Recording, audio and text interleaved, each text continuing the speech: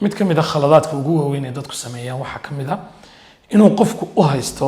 inuu naftiisa isagu controlo ama uu ka adag yahay laakiin xaqiiqda la ogaaday waxa weeyaan naftaadu mar walba waxay ku dhaqantaa waxa ay ka aragto deegaanka ama environmentiga aad ku nooshahay qaacidadan waa mid ka mid ah qaacidooyinka ugu cajiibsan ee la isticmaalo waxaa la yidhaahdaa inaad hagaajisato workspace-kaaga ama meesha aad ku shaqaynayso si kale haddii loo dhigana xataa dadka qaarkood waxay ku magacaabaan environment engineering ama macnaha inaad deegaankaaga adigu aad hagaajisato waxaa la ogaaday qofka bini'aadanku mar walba naftiisu waxay ku dhaqantaa waxa markaa horyaalla ee uu arkayo marka waxaa muhiima markaad hawl aad qabanayso inaad keliyaata soo reebato waxa aad qabanaysay oo keliyaata aanad meesha ka saarto wax walboo ku mashquulin karaya tusaale ahaan haddii maanta aad wax akhris u diyaargaloobayso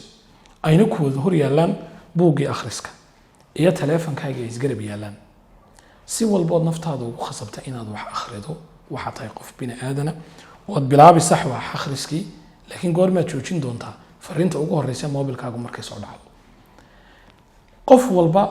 oo muxuu ahay inaga midina saas uu sameyn lahaa ku guuleystay iyo ku guul daraystay ku wax akhriya iyo ku aan waxba akhrin arrinkaa way ka sameeyeen marka daba secretka meesha ku jira waxa weeyaan mar walba hawsha aad doonaysa inaad qabato inuu ku diyaarsan yahay wixii aad ku qaban lahayd oo aanad u baahnayn inaad xataa aad meesha aad ka kici karto haddaad maanta aad assignment diyaarinayso inuu ku diyaarsan yahay computerkaagii qalinkaagii buuggaagii wixii oo dhan inay iswada dul yaallaan aanad u baahnin marna inaad kacdo dhinaca kale maxaad ka nadiifinaysaa environmentiga ama deegaankii maxaad ka nadiifinaysaa waxaad ka nadiifinaysaa wax walboo ku mashquulin kara sidaa awgeed imika taleefanada casriga ee wadanaay waxay leeyihiin apps ama applicationo waad ka baari kartaa youtube-ka iyo internetka kaa xidhaya xilliga aad muxuu ahay aad shaqada wado iminkaan xalay ma habeen hore waxaan arkay application aad iyo aad u fiican magaciisa waxaa la yidhahdaa opal halkan waan soo dhigi doonaa waxaan filayaa inuu android iyo iphone labadaba inuu leeyahay wuxuu sameynaya marka wuxuu ku kala weydiinaya marka ugu horeysa saa u gasho da'daad uu kaaga bilaabaya kadibna wuxuu ku weydiinayaa inta jeereed maalinkii isticmaasho uu isku geynayaa waxa hadhow toole uu ku siinayaa haddaad sidan imika aad tahay aad ku socoto imise sanaa kaa khasaari doonto noloshaada marka dhalinyaro badan oo aan la wadaagay oo aanu eegnay waxaa soo baxday in muxuu qaar ka mid a dhalinyaradii lagu yidhi 30 sano noloshaada ka mid a saanay ku dayacanaan doontaa haddii maanta sidan aad u socoto aad sii hayso qaarkood lagu yidhi 20 sano qaar lagu yidhi 50 sano taa macnaheedu markaa waxay ka dhigan tahay waxa ina maamulayo waa deegaanka markaa aynu joogno marka maxaa loo baahan yahay workspace-ka aad ku shaqaynayso mar walba inuu u diyaarsanaado shaqadii aad qaban lahayd wax walba oo ku mashquulin karayana inaad ka takhalusto haddii aad laakiin aad ka takhalusi weydo oo wixii ku mashquulinaya uu ku dhaweeyo tusaale ninka ku soo qaadanaya maskaxdu mar walba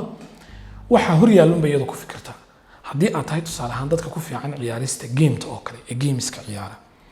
haddii qolka aad joogto buuggii aad wax ku akhriyeysay iyo gamekiiba ay wada yaalaan maskaxdaada waxaa ku soo dhici doonta markaad in yar caajisto maaj yaro geema aad ciyaartid laakiin qolka aad joogto haddii buuggaagii maahay wax kale ku mashquuliyiba una olin marnaba maskaxdaada ku soo dhici mayso kaca oo tagoo game soo ciyaar markaa sirtaa haddaynu fahanno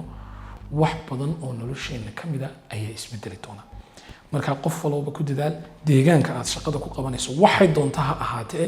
inaad dib aad u design garayso inaad dib aad u nadiifiso oo aad dib u habayso haddii aad shaqo wado deegaankaaga wax shaqada ka baxsan ha ku qabanin haddii aad entertainment wado ama wax madadaalo ah goob gaara ha yeelato haddii aad wax akhrinayso meesha aad joogto wax kale yaanay kaa garab dhawaanin taas ayuunbaa maskaxda keenaysa inay focus garaysanto taasaa keenaysa inay maskaxdaada focuskaygii iyo diiraddeedii oo dhan ay soo wada jeesato waxaan filayaa inaad mawduucaad ka faa'iideen aad fahanteen waa maalinkii labaad iyo toddobaadkii labaad insha allah cashirkeena soo socda waxaan isugu iman doonaa maalinka beriya aad baa u mahadsantihin